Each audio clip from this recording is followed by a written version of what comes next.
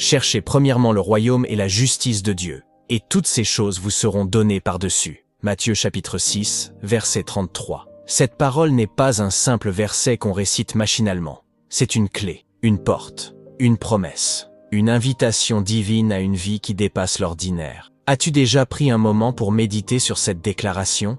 Et si la paix que tu recherches, la stabilité que tu poursuis, les réponses que tu réclames, étaient toutes liées à une seule décision: mettre Dieu en premier, chaque jour. Tu regardes cette vidéo peut-être parce que tu ressens un vide. Peut-être que ta vie spirituelle est devenue tiède. Peut-être que malgré tes efforts, quelque chose semble toujours manquer. Tu fais ce qu'il faut, tu pries parfois, tu travailles dur, tu aimes Dieu, mais au fond de toi, tu sens qu'il manque une étincelle, une connexion, une direction claire. Et si le véritable tournant de ta vie commençait non pas par en faire plus, mais par mettre Dieu en premier? Dans cette vidéo, nous allons explorer une vérité que beaucoup connaissent, mais que peu pratiquent. Nous allons découvrir pourquoi mettre Dieu en premier transforme non seulement nos journées, mais toute notre destinée. Nous allons plonger dans la parole, voir ce que Jésus a enseigné, comprendre les pièges de ce monde qui tente de voler notre priorité, et surtout, apprendre à revenir à l'essentiel.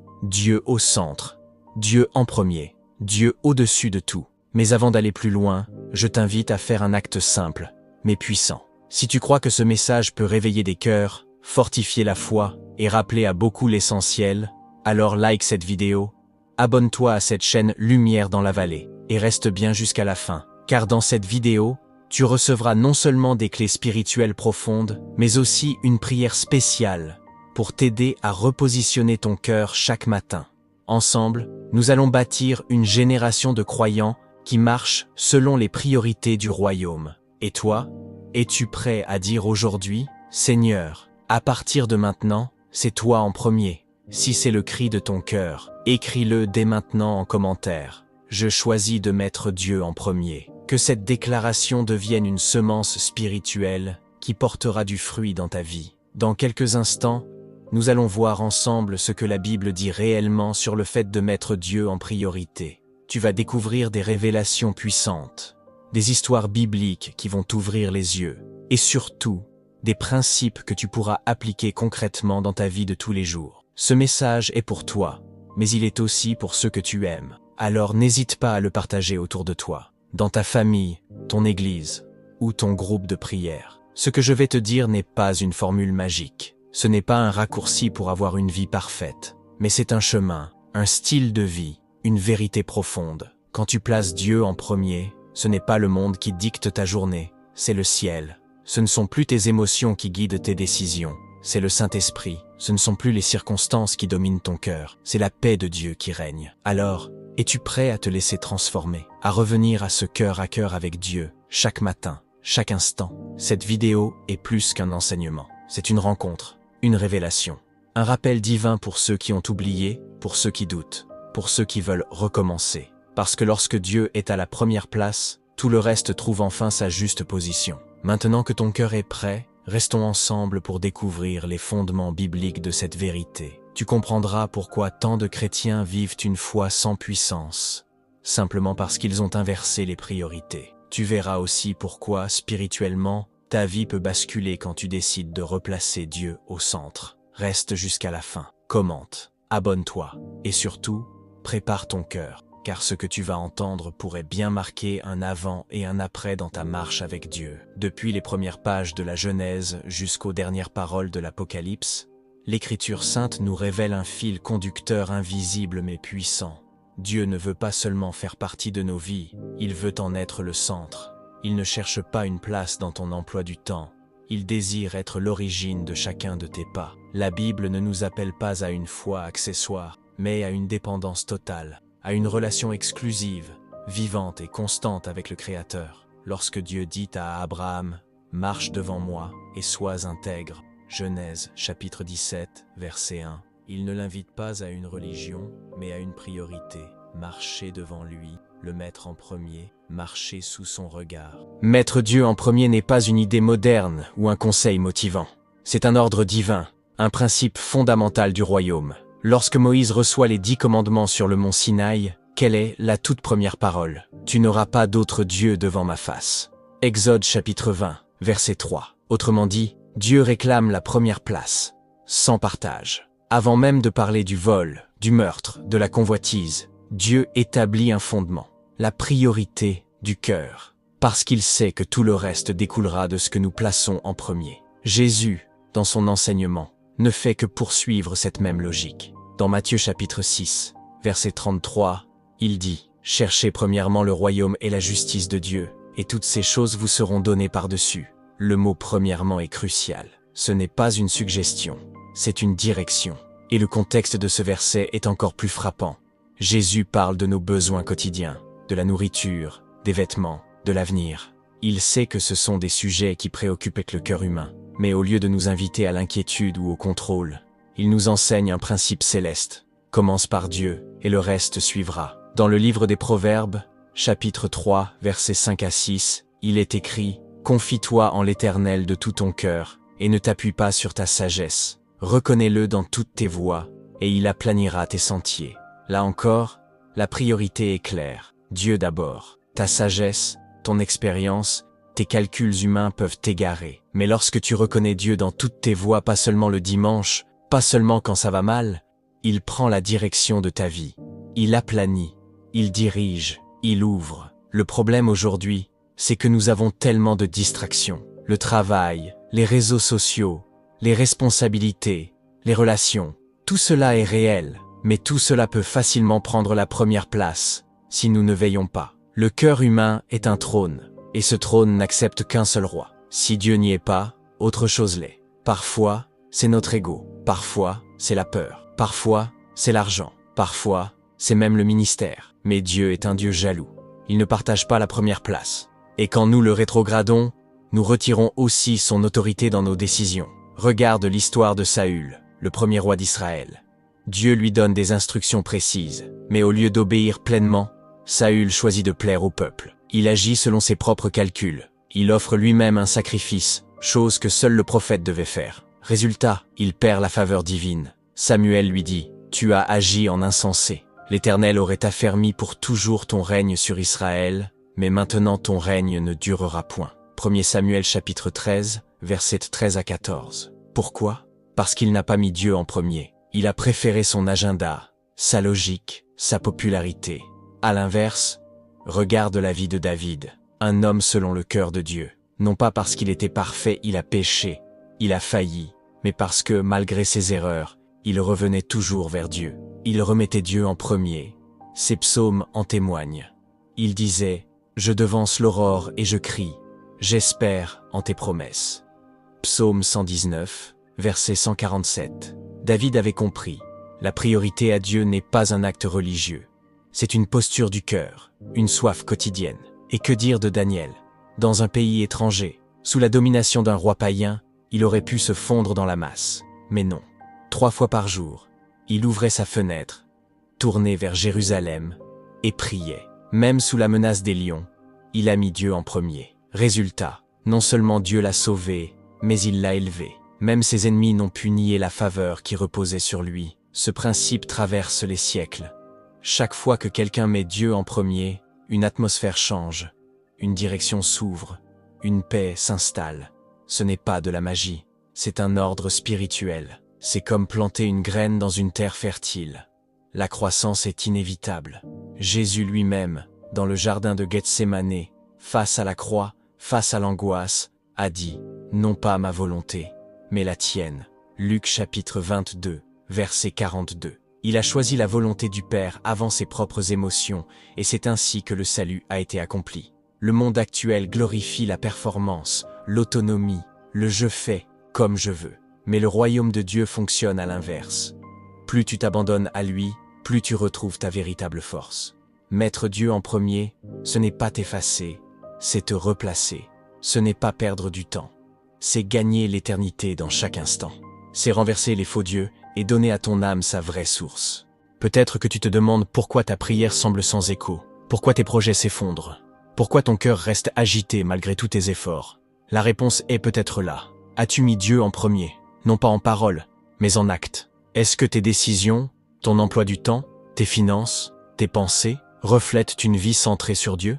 Si ce n'est pas le cas, Ce message n'est pas une accusation, c'est une main tendue, une invitation à revenir, à replacer Dieu là où il doit être, en haut, au centre, en priorité. Dans la prochaine section, nous allons voir comment vivre cela concrètement. Tu découvriras 5 principes puissants qui t'aideront à aligner ta vie selon le cœur de Dieu. Ces clés ne sont pas théoriques, elles ont transformé des milliers de vies, et elles peuvent transformer la tienne. Reste avec moi et ouvre ton cœur, car Dieu veut plus que ta foi, il veut ta priorité. Mettre Dieu en premier n'est pas un slogan, c'est un engagement radical qui transforme la structure même de ta vie. C'est une décision qui repositionne ton cœur, réorganise tes priorités et réveille une dimension spirituelle que tu ne peux pas atteindre autrement. Dans cette partie, je vais te partager 5 principes bibliques fondamentaux pour t'aider à vivre cette vérité chaque jour. Ce ne sont pas des théories, ce sont des fondements qui peuvent déclencher une nouvelle saison dans ta marche avec Dieu. Premier principe, le matin appartient à Dieu. Le psaume 5, verset 4 dit « Éternel, le matin tu entends ma voix, le matin je me tourne vers toi, et je regarde. » Trop souvent, notre première pensée au réveil est pour nos soucis, notre téléphone, notre emploi du temps. Mais David, l'homme selon le cœur de Dieu, nous enseigne autre chose. Commence avec Dieu, pas seulement par une prière rapide, mais par une conscience profonde de sa présence. Le matin, ton cœur est vierge, ton esprit est encore frais. Ce que tu places en premier façonne tout le reste. Si tu commences avec Dieu, tu invites sa paix, sa sagesse, sa force à imprégner toute ta journée. Imagine une maison. Si les fondations sont solides, elle tiendra face aux tempêtes. De la même manière, si ta journée est fondée sur Dieu, elle résistera aux pressions, aux tentations, aux imprévus. Commencez chaque matin par un moment d'intimité avec Dieu, même court, même simple. C'est proclamé par ton attitude. Tu es premier, Seigneur. Pas mes pensées, pas mon agenda, toi. Deuxième principe, les décisions se prennent dans la prière. Proverbe chapitre 16, verset 3 dit « Recommande à l'Éternel tes œuvres, et tes projets réussiront. » Trop souvent, nous prenons des décisions importantes, choix de carrière, relations, finances, sans chercher la face de Dieu. Puis, une fois dans l'impasse, nous courons vers lui en espérant un miracle. Mais Dieu ne veut pas être un plan de secours. Il veut être le conseiller, le guide, le point de départ. Dans la Bible, avant de prendre une décision cruciale, Jésus priait. Avant de choisir ses disciples, il passa toute la nuit en prière. Luc chapitre 6, verset 12. Et pourtant, c'était le Fils de Dieu. Il n'agissait jamais selon la pression, mais toujours selon la direction divine. Si lui prenait le temps de prier avant d'agir, combien plus devons-nous, nous, dépendre du Père? Mettre Dieu en premier, c'est refuser d'avancer sans lui. C'est dire, je ne veux pas ce qui brille, je veux ce qui vient de toi. Troisième principe, ce que tu donnes révèle ce que tu honores. Dans Matthieu chapitre 6, verset 21, Jésus déclare, « Là où est ton trésor, là aussi sera ton cœur. » L'un des moyens les plus puissants de montrer que Dieu est premier dans ta vie, c'est par ta générosité, non pas par obligation, mais par honneur. Donner à Dieu, que ce soit ton temps, tes ressources, ton énergie, révèle que tu le places au-dessus de tout. Les premières récoltes appartenaient à Dieu dans l'Ancien Testament. On appelait cela les prémices. Cela signifiait « Tu es le premier, Seigneur, donc ce que j'ai de meilleur t'appartient ». Ce n'est pas une question de montant, mais de priorité. Rappelle-toi de la veuve qui a donné 2 petites pièces au temple. Jésus l'a honorée plus que tous les autres parce qu'elle a donné de tout son cœur. Dieu regarde le cœur, pas le chiffre. Mais il regarde aussi l'ordre. Donnes-tu à Dieu ce qui reste ou ce qui est premier? Quatrième principe. Tes relations doivent refléter ta priorité divine. Dans 2 Corinthiens chapitre 6, verset 14, Paul exhorte les croyants. Ne vous mettez pas avec les infidèles sous un joug étranger. Pourquoi? Parce que les relations influencent tes choix, et donc ta relation avec Dieu. Tu ne peux pas dire que Dieu est premier si tu t'entoures de personnes qui ignorent sa voix, méprisent ses voies ou t'éloignent de sa volonté. Ce principe est difficile, parfois douloureux, mais il est crucial. Mettre Dieu en premier, c'est aussi revoir tes cercles. Qui parle dans ta vie?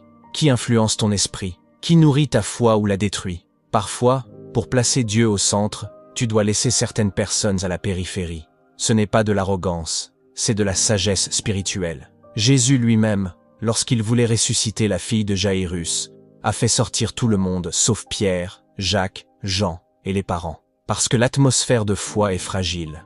Dieu doit être premier, même dans tes amitiés, même dans tes fréquentations, même dans ton couple. 5e principe, l'obéissance immédiate est un acte de foi. Lorsque Dieu parle, retarder l'obéissance, c'est déjà désobéir. Dans Genèse chapitre 12 verset 1, Dieu dit à Abraham, « Va-t'en de ton pays, vers le pays que je te montrerai. » Abraham obéit sans tout comprendre, sans avoir tous les détails. Mais cette obéissance a déclenché une destinée. Il est devenu le père de la foi, parce qu'il a mis Dieu en premier, même au prix de l'inconnu. Trop de croyants attendent d'avoir toutes les garanties avant de bouger. Mais la foi, ce n'est pas voir pour croire, c'est croire et marcher. Mettre Dieu en premier, c'est dire « Ta parole me suffit ». Ce que Dieu cherche, ce ne sont pas des héros sans peur, mais des cœurs disponibles. Des hommes et des femmes qui répondent « Me voici, Seigneur », même si tout n'est pas clair. Car à chaque pas de foi, Dieu révèle le suivant. C'est une marche, une relation, une aventure. Dans un instant, je vais te dévoiler 3 vérités cachées dans les Écritures que peu remarquent, mais qui débloquent des saisons de bénédiction pour ceux qui les reçoivent. Reste jusqu'à la fin. Et si tu sens que ce message t'ouvre les yeux ou te parle, alors abonne-toi maintenant et clique sur « J'aime ». Cela aide d'autres personnes à découvrir cette vérité essentielle. Et cela fortifie aussi notre communauté de foi. Dans la prochaine partie, tu comprendras pourquoi certains croyants stagnent malgré leurs prières et comment inverser cette tendance en replaçant Dieu là où il doit être. Premier, prépare ton cœur. Ce qui vient va éclairer ton chemin. Dans cette deuxième partie, nous allons plonger plus profondément encore. Si tu es resté jusqu'ici, c'est que ton cœur a soif. Soif de vérité, soif de transformation, soif de Dieu. Ce que je m'apprête à te révéler maintenant, ce sont 3 vérités cachées dans les Écritures. Elles ne sont pas évidentes à l'œil nu, mais elles transforment radicalement ceux qui les appliquent. Car il ne suffit pas de savoir que Dieu doit être premier. Encore faut-il comprendre ce que cela produit, ce que cela détruit et ce que cela construit dans ta vie spirituelle. Première vérité cachée, Dieu n'agit pleinement que là où il est honoré comme premier. Beaucoup de croyants cherchent la faveur divine, les miracles, la percée spirituelle, mais ils ne réalisent pas que Dieu ne se manifeste pas pleinement là où il est relégué au second plan. Dans Marc chapitre 6, versets 4 à 6, il est écrit que Jésus ne put faire là aucun miracle, si ce n'est guérir quelques malades, à cause de leur incrédulité. Pourquoi? Parce que les habitants de Nazareth le voyaient comme un simple homme, un charpentier, pas comme le Fils de Dieu. Ils l'avaient en placé parmi les autres, pas au-dessus. Le résultat? Le potentiel divin était limité par leur perception. Ce principe est terrible mais vrai. Si tu ne donnes pas à Dieu la place d'honneur, il se retire. Pas parce qu'il est capricieux, mais parce qu'il est saint. Dieu n'agit pas dans un cœur qui le tolère. Il agit dans un cœur qui l'exalte. Si tu veux que Dieu intervienne puissamment dans ta vie, commence par le restaurer à sa juste place. Non pas parmi les autres priorités, mais au-dessus de toutes. Il ne partage pas sa gloire. Il ne négocie pas son trône. Deuxième vérité cachée. L'ordre spirituel détermine l'abondance spirituelle. Dans 1er Roi chapitre 17, le prophète Élie rencontre une veuve à Sarepta. La famine fait rage. Elle n'a qu'une poignée de farine et un peu d'huile. Et que lui dit Élie?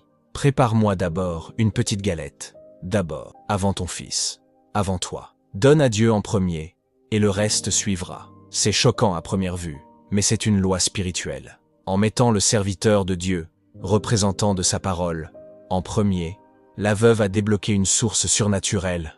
La farine n'a pas manqué, l'huile n'a pas tari, elle a survécu à la sécheresse. Pourquoi? Parce qu'elle a placé la parole de Dieu au-dessus de ses besoins immédiats. C'est là le secret. Quand tu places Dieu en premier, tu ouvres la porte au surnaturel. Tu dis au ciel, « Je te fais confiance plus qu'à mes réserves ». Et Dieu répond toujours à la fois par la provision. L'ordre dans lequel tu poses tes décisions détermine le flux de la bénédiction. Dieu n'honore pas le désordre. Il bénit ce qui est aligné avec son cœur. Troisième vérité cachée. Mettre Dieu en premier t'éloigne du piège subtil de l'idolâtrie. L'idolâtrie n'est pas seulement vénérer une statue ou pratiquer une autre religion. Non, c'est plus subtil. C'est quand quelque chose ou quelqu'un prend dans ton cœur une place supérieure à celle de Dieu. Ce peut être ton travail, tes enfants, ton couple, ta réussite, ton image, même ton ministère. Et ce glissement se fait souvent sans bruit. Tu continues à aller à l'église, à prier, mais Dieu n'est plus premier dans tes décisions, tes désirs, tes pensées. Dans Ézéchiel chapitre 14, verset 3, Dieu dit « Ces hommes ont élevé leurs idoles dans leur cœur. L'idolâtrie commence à l'intérieur. C'est une affaire de priorité. Et la seule manière de la détruire, c'est de replacer Dieu au sommet. Parce qu'un cœur vide cherche toujours un roi. Et si Dieu n'est pas ton roi, tu en éliras un autre, consciemment ou non. Mettre Dieu en premier, c'est ériger une muraille contre l'idolâtrie moderne. C'est dire chaque jour « Aucun autre ne régnera sur moi ». Et cette déclaration est puissante. Elle te protège, elle t'épure, elle te libère. Mais alors, quels sont les bénéfices spirituels pour ceux qui appliquent ces vérités? Que se passe-t-il réellement dans la vie de celui ou celle qui place Dieu au sommet? Chaque jour, tu reçois une paix que le monde ne peut pas t'offrir. La paix de Dieu n'est pas liée aux circonstances, elle est liée à sa présence. Philippiens chapitre 4, versets 6 à 7 dit « Ne vous inquiétez de rien, mais faites connaître vos besoins à Dieu, et la paix de Dieu, qui surpasse toute intelligence, gardera vos cœurs. Quand Dieu est premier, la paix devient ton territoire naturel, parce que tu sais en qui tu as mis ta confiance. Tu développes une clarté spirituelle qui oriente tes choix. Psaume 25, verset 14.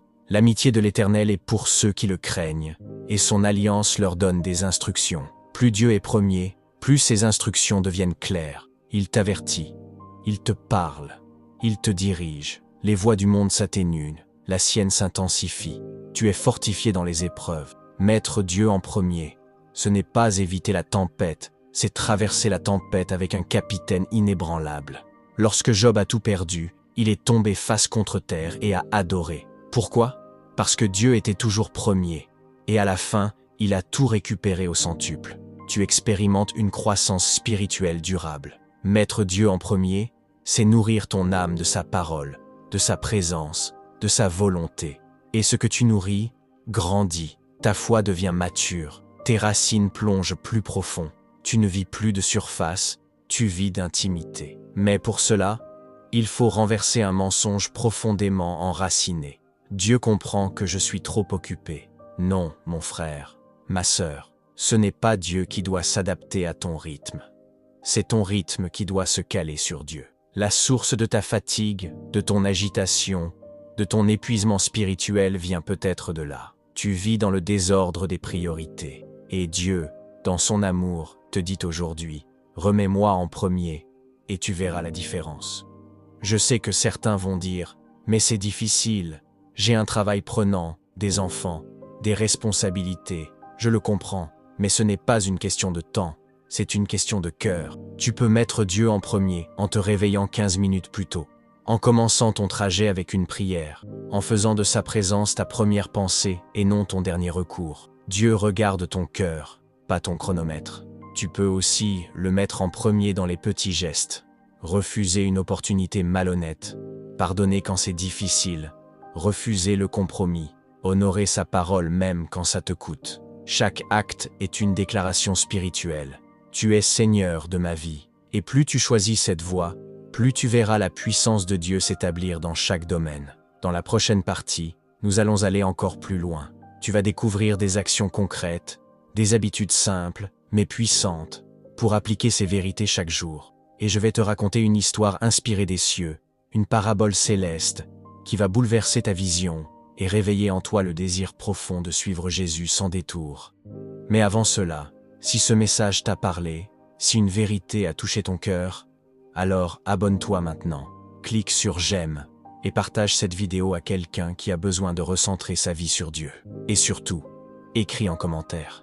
Je replace Dieu en premier dans ma vie, parce qu'il y a puissance dans la confession, et Dieu honore les cœurs décidés. Entendre une vérité, c'est bien. La comprendre, c'est mieux. Mais la vivre, c'est cela qui déclenche la transformation. Mettre Dieu en premier ne doit pas rester une belle idée dans notre esprit ou une émotion ressentie en écoutant un message inspirant.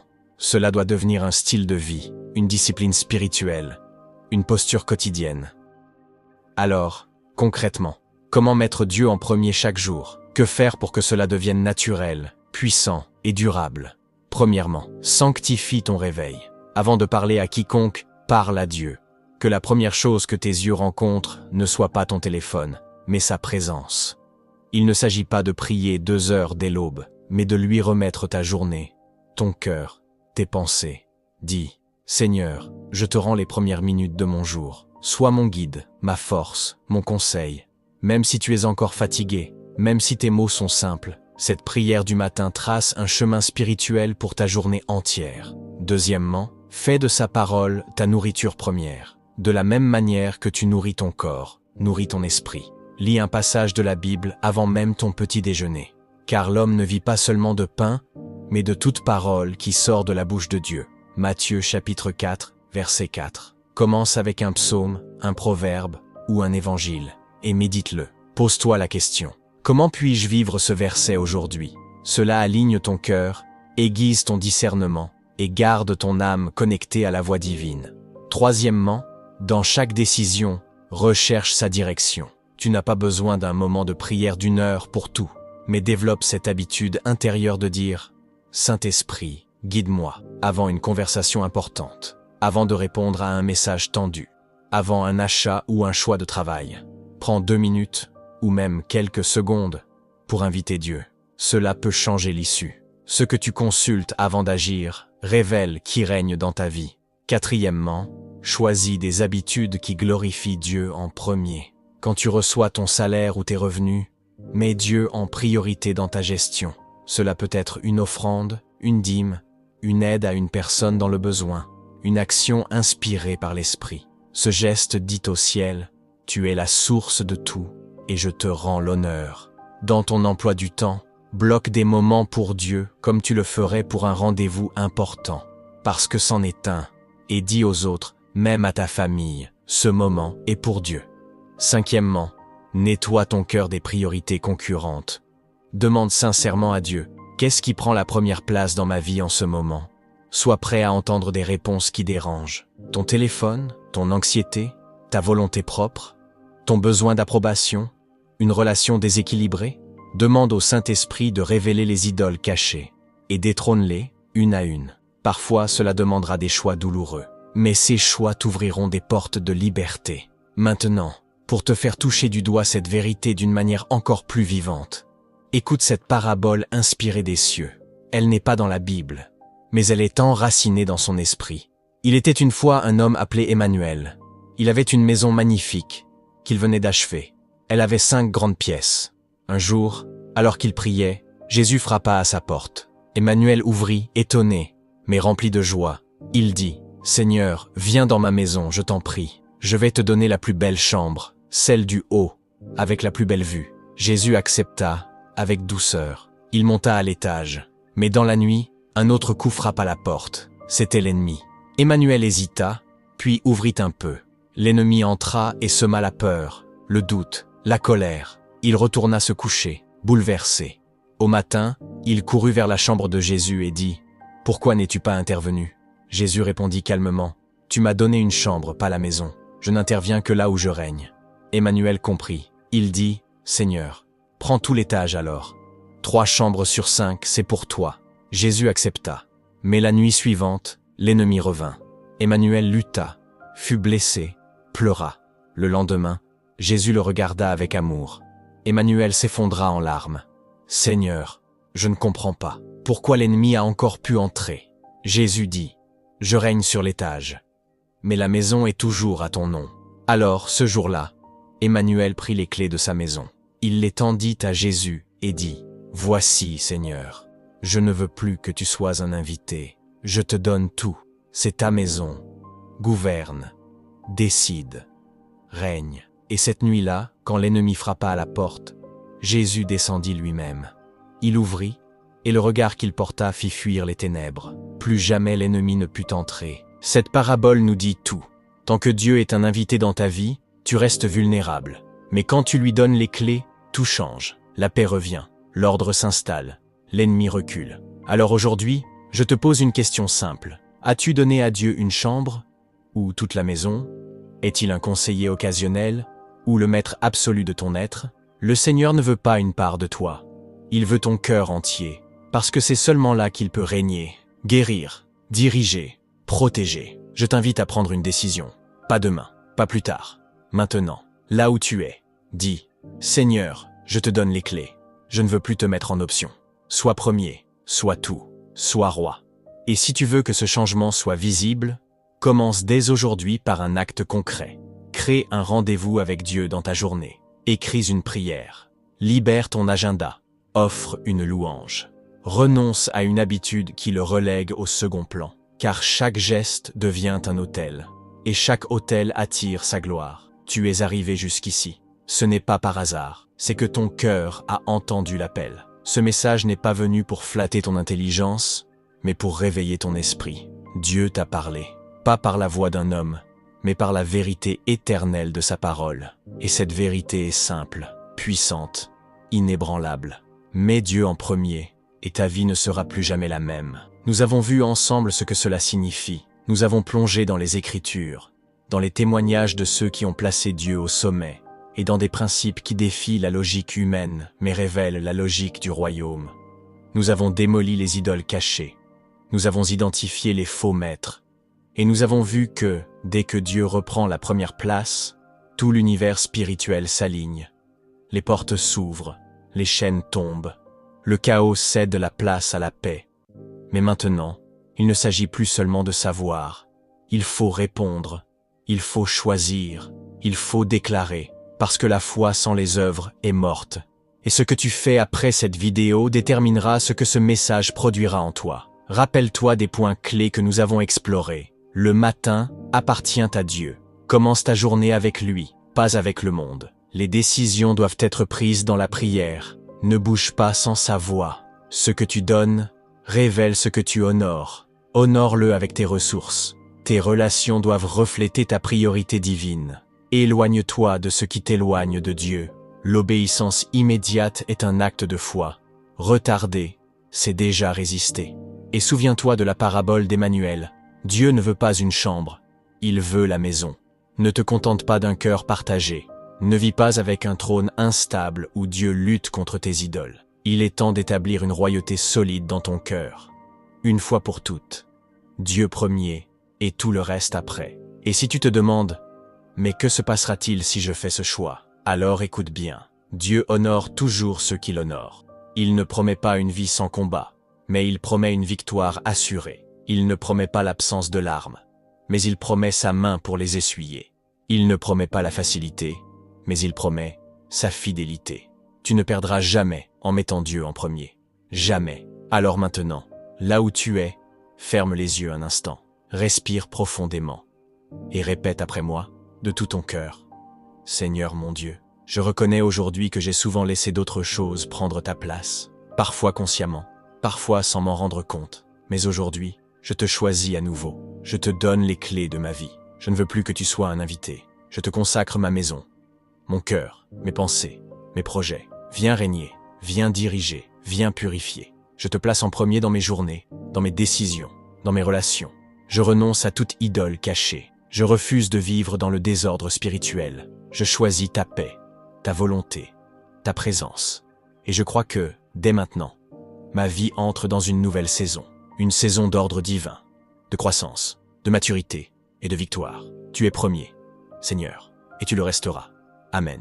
Laisse cette prière devenir ton point de départ. Reviens-y, répète-la, proclame-la, et surtout, vis-la. Car la puissance de Dieu ne se libère pas dans l'émotion, mais dans la mise en pratique. Maintenant, je t'invite à faire 3 choses très simples, mais spirituellement puissantes. Écris en commentaire. Seigneur, je te donne les clés de ma vie. C'est un acte public. Une semence dans le monde spirituel. Like cette vidéo, pas pour flatter mais pour propager, car plus cette vidéo est aimée, plus elle peut toucher d'autres cœurs. Abonne-toi à cette chaîne Lumière dans la vallée si ce n'est pas encore fait, car ici tu recevras chaque semaine des messages, des prières, des enseignements qui nourrissent ton âme et fortifient ta foi. Et partage cette vidéo à 3 personnes que tu aimes. Peut-être qu'elles aussi ont besoin de remettre Dieu à la première place. Et ce simple geste de ta part peut changer une vie. Souviens-toi, le monde change, les saisons passent, les circonstances évoluent. Mais un cœur qui met Dieu en premier demeure ferme, stable, aligné et béni. Ce n'est pas une formule magique, c'est un choix quotidien. Mais c'est aussi une promesse éternelle. Cherche premièrement le royaume, et toutes choses te seront données par-dessus. Tu n'as pas besoin de courir après la bénédiction. Elle suivra naturellement ceux qui marchent derrière Dieu. Mets-le en premier, et tu verras que ta vie ne sera plus jamais la même.